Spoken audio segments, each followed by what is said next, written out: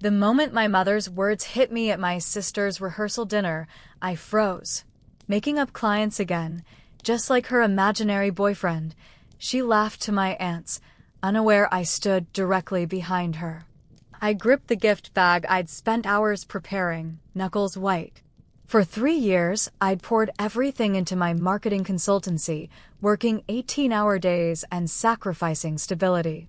For 2 years, David had loved me patiently, respecting my need to keep him separate from a family that reduced my life to punchlines. And now it had come to this, standing invisible while they mocked my reality. "Madison," my sister Emily gasped, rushing over with napkins. I waved her away, slowly knelt down, and began picking up glass fragments with bare fingers. "Let the staff handle that," my father ordered from across the room. "I've been handling everything myself for years," I replied, my voice arctic calm. "Why stop now?" I dropped the shards onto a silver dessert tray, straightened my dress, and walked directly to my mother's table. "The Sherman Telecommunications contract I just landed is worth 6 figures, I stated flatly, placing my business card before her stunned face. "And David Shin, my very real boyfriend of 2 years, just texted. He's coming tomorrow, against my wishes."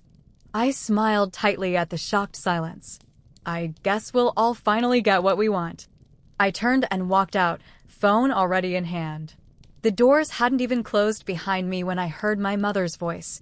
"Madison Wilson, you come back here right now." But I was done coming back. Done hiding. Done apologizing. The only question was what would happen when worlds collided tomorrow. The morning of the wedding dawned with Seattle's characteristic drizzle. I arrived early at the downtown hotel venue, clipboard in hand, to oversee the details I'd arranged. The custom welcome signs, the photo display Emily had entrusted me with, the timing sheet for vendors. "Madison, there you are." My sister appeared in her getting-ready robe, hair in rollers. "Is everything on track?" "All set," I said, handing her a timeline. "Florist arrived 10 minutes ago. Photographer starts at 11. Emily squeezed my arm. "You're the best. I couldn't have done this without you." The sincerity in her voice caught me off guard. This was the same sister who told our mother she wasn't sure about using my hobby business for her wedding but would give me a chance. The same sister who took credit for my work in family conversations. "It's what I do," I replied neutrally. "For all my clients." Her smile faltered slightly. "Right. Well, Mom's looking for you." Something about the seating chart. I found my mother in the ballroom, directing hotel staff like a field general. Linda Wilson, retired nurse and professional family manager, had an opinion about everything, especially her youngest daughter's unconventional career path. "There you are," she said, barely looking up from her clipboard. "Did you confirm we have a place for Richard Thornton at table 3? Your father's so pleased he's coming, a man like that, taking time for your sister's wedding." "Richard Thornton is coming to the wedding?" My stomach dropped. Richard, founder of Thornton Digital Solutions, family friend, and as of 2 weeks ago, my newest client, had no idea I was related to the Wilsons. I'd pitched his company under my business name, Wilson Strategy Group, and we'd never made the connection. "Of course he is. He and your father go way back." She finally looked at me, taking in my tailored pantsuit. "You're not wearing that to the ceremony, are you?" "I'm changing later, Mom. I'm working now." She sighed. "Always with the working. Would it kill you to just be a sister today? Like a normal family member?" The words stung precisely where they were meant to. Normal had always been Emily, corporate job, relationship with appropriate milestones, life progressing in an understandable sequence. Meanwhile, I'd rejected a stable marketing position at Amazon to build something of my own, had dated men my parents deemed unsuitable, and, worst of all, refused to justify my choices. "The florist needs you," I said, turning away before she could see my expression. By noon, the wedding was in full swing. The ceremony had gone perfectly, Emily radiant, her fiancé James teary-eyed, my father solemn and proud as he walked her down the aisle. I'd changed into my emerald bridesmaid dress, performed my duties, and was now at the reception, nursing a glass of champagne while scanning the room. And then I saw him. Richard Thornton, silver-haired and distinguished in a navy suit, chatting with my father near the bar. The client who'd just signed a $300,000 annual contract with my hobby business, standing 15 feet away from the mother who thought I invented my success. Is that him? A voice behind me made me jump. My cousin Jen, Emily's maid of honor, sidled up with a knowing smile. The mysterious boyfriend you never bring around? What? No. I followed her gaze to the entrance, where David stood uncertainly, scanning the crowd. My heart stopped. He was actually here, without telling me, looking handsome and completely out of place in his charcoal suit. Then who's the hottie looking for someone? Jen smirked. Because he's definitely not here for the past appetizers. I put down my champagne. Excuse me, I muttered, making my way toward him before anyone else could notice. David's face brightened when he saw me. Surprise, he said, his nervous smile betraying his uncertainty. What are you doing here? I kept my voice low, aware of eyes on us. We talked about this. No, you talked about it. I listened. His eyes were kind, but determined. It's been 2 years, Maddie. I'm tired of being your secret. It's complicated. It's only complicated because you let it be. He brushed a strand of hair from my face. I'm not here to make a scene. I just wanted to support you. 1 hour, then I'll leave if you want. Before I could answer, my father's voice boomed behind me. Madison, there you are. Come meet. Oh, I didn't realize you had company. I turned to see my father and Richard Thornton standing expectantly. David squeezed my hand reassuringly. Dad, this is David Chin, my boyfriend.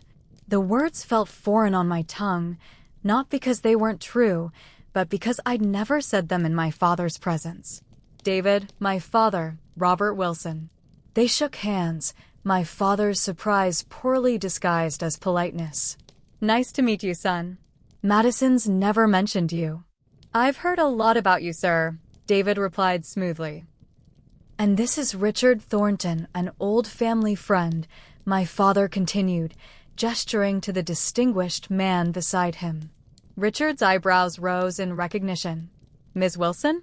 From Wilson Strategy Group. My father looked between us, confused. You two know each other? Your daughter is our new marketing consultant, Richard said with genuine enthusiasm. She's been revolutionizing our approach to the healthcare sector. Brilliant work, truly. The look on my father's face, shock transitioning to confusion, would have been comical if it weren't so painful. Madison is working with Thornton Digital? For 2 weeks now, Richard confirmed. I assumed you knew, given our connection. It's a recent development, I said carefully. We were going to discuss the details next week. My father's expression was unreadable. I see. Robert, you didn't tell me your daughter was the marketing was everyone's talking about, Richard continued, oblivious to the tension. When she presented her strategy to our board, Thompson from Seattle General was there. He's been trying to poach her ever since. David's hand found the small of my back, a silent support as I watched my father struggle to reconcile the daughter he thought he knew with the professional being described. Madison has always been creative, my father managed. Dad, would you excuse us? I said, desperate to escape. I should introduce David around. As we walked away, David whispered, so that's what it looks like when someone's worldview cracks. Don't celebrate yet, I murmured. Wait until my mother finds out. I didn't have to wait long. During the reception dinner, I sat at the family table with David beside me, a last-minute addition that had required rearranging place cards and had earned me a tight-lipped look from my mother. Across from us, my brother Jason kept darting curious glances at David, while my Aunt Carol engaged him in genuine conversation about his work as a software engineer. So, David, my mother finally said during a lull, her voice carrying that dangerous lightness I knew too well. How long have you and Madison been seeing each other? 2 years next month, David replied easily. Her smile froze. 2 years? How interesting. Madison's never mentioned you at our Sunday dinners. I haven't been to a Sunday dinner in 8 months, Mom, I pointed out. Because you're always working, she countered. At least, that's what you tell us. The table fell silent. Even Emily, seated at the adjacent head table, seemed to sense the tension and glanced our way. I've been busy building my business, I said evenly. The business that just signed Thornton Digital Solutions as a client.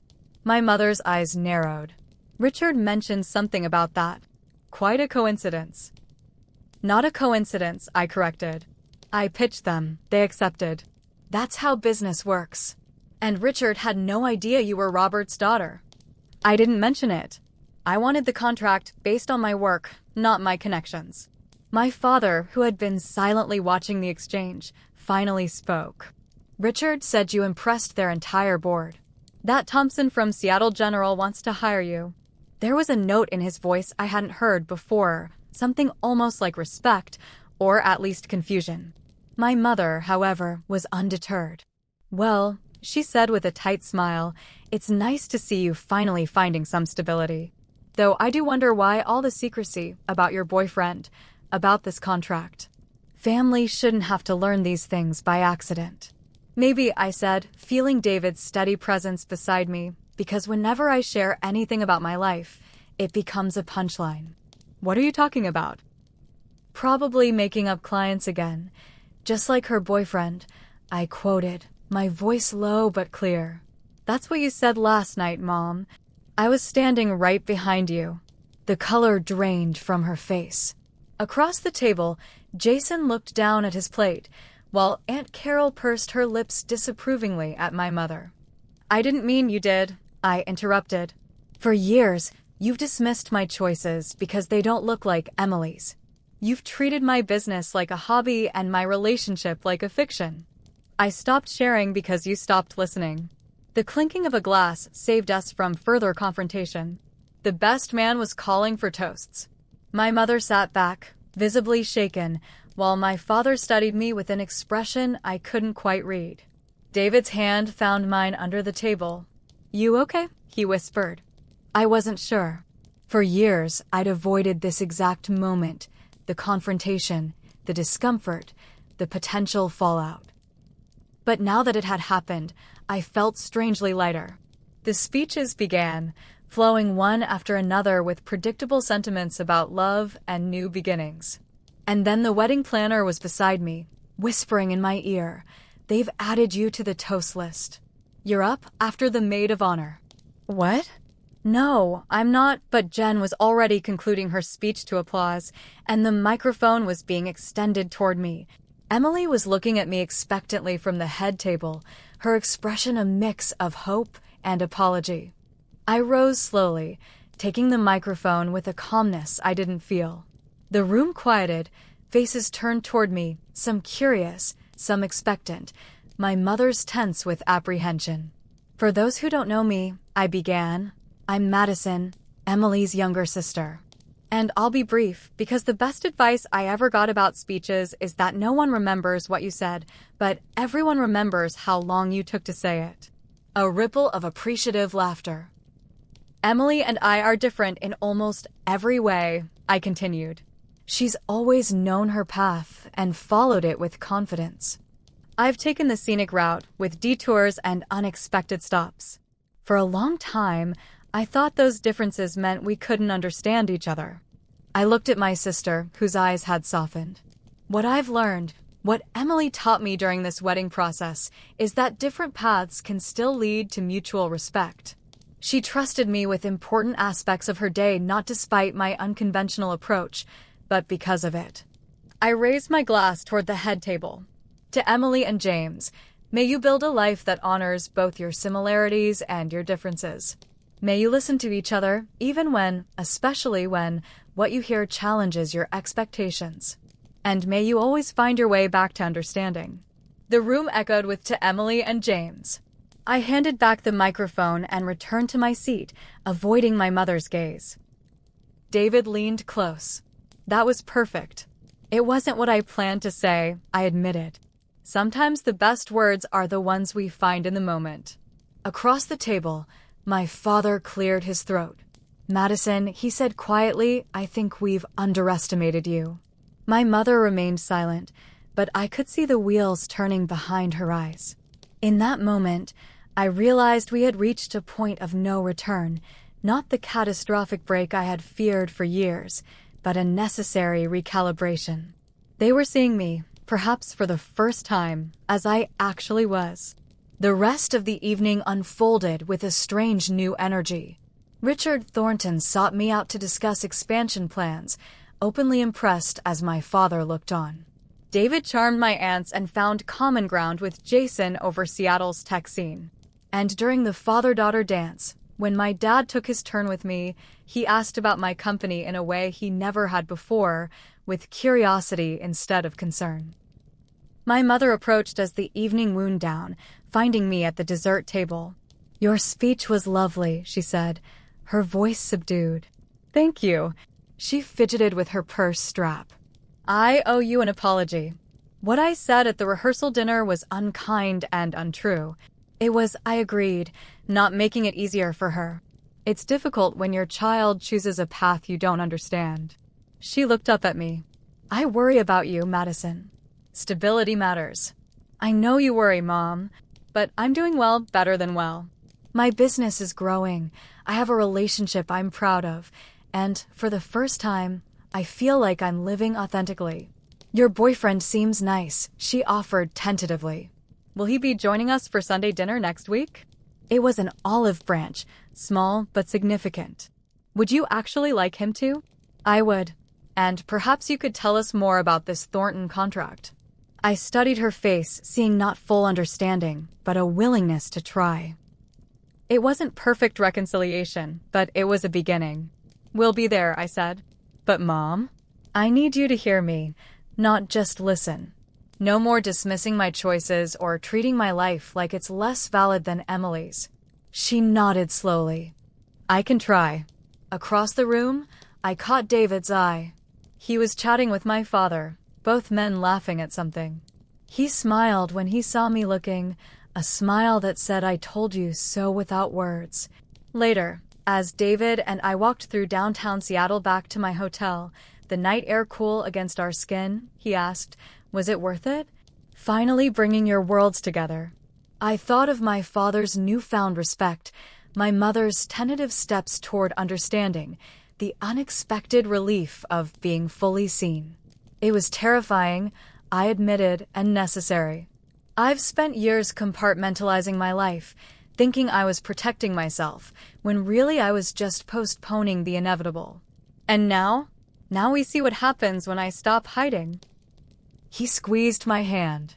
For what it's worth, the Madison Wilson I saw tonight, standing her ground, speaking her truth, that's the woman I've always known was there. The Seattle skyline glittered before us, the Space Needle illuminated against the night sky. For years, I'd been caught between worlds, the daughter my parents thought they knew and the woman I'd become. Tonight, for the first time, those worlds had collided, and while the earth had shaken, it hadn't shattered.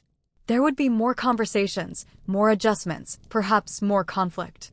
Family systems don't change overnight. But as David and I walked hand in hand through the city streets, I felt lighter than I had in years.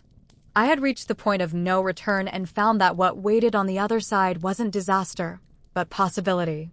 Let me know your thoughts in the comments below. Have you ever reached a point of no return with your family where you finally had to stand up for yourself and your choices? What was that experience like for you? I'd love to hear how you've handled similar family tensions in your own life.